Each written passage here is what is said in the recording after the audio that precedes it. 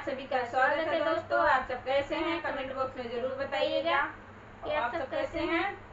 आप सबके लिए एक छोटा सा प्यारा सा दहेज गाली गीत लेकर आए हैं। आप सबको कैसा लगेगा कमेंट बॉक्स में जरूर बताइएगा, क्योंकि इस समय बहुत ज़्यादा महंगाई भी हो गई और दहेज भी बहुत ज़्यादा चल रहे हैं। जितना महंगाई उतना दहेज।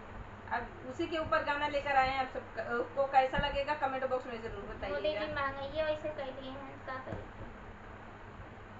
जब से दहेजवा के भइले महंगाई हो, जब से दहेजवा के भइले महंगाई हो, अरे कैसे आई है देशवा की भलाई। हाँ, सीताराम से बनी है देशवा के भलाई।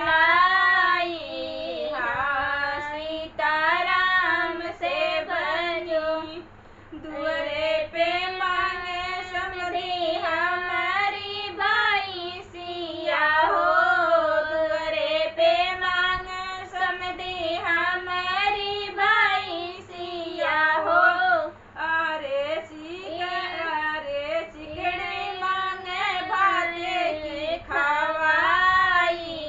हाँ, सीताराम से बनी अरे सिकड़ी भाते की खवाई।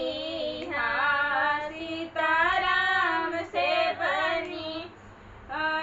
जब से दहेजवा के भइले महंगाई हो, जब से दहेजवा के भइले महंगाई हो, अरे कैसे होई है देशवा के भलाई। हाँ, सीताराम से बनी अरे कैसे होई है देशवा की भलाई। हाँ, सीताराम से बनी कैसे गरीबवन के बेटियां बियाही जई हैं, कैसे गरीबवन के बेटियां बियाही जई हैं, अरे कैसे हुई है देशवा के भलाई।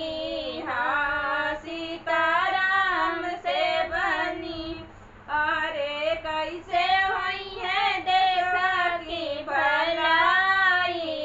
हाँ, सीताराम से बनी हमरा बापैया ससुरु बहुत गरीबवा हो, हमरा बापैया ससुरु बहुत गरीबवा हो, अरे कैसे होई कर बड़ाई। हाँ, सीताराम से बनी अरे कैसे होई कर बड़ाई। हाँ, सीताराम से बनी हमारी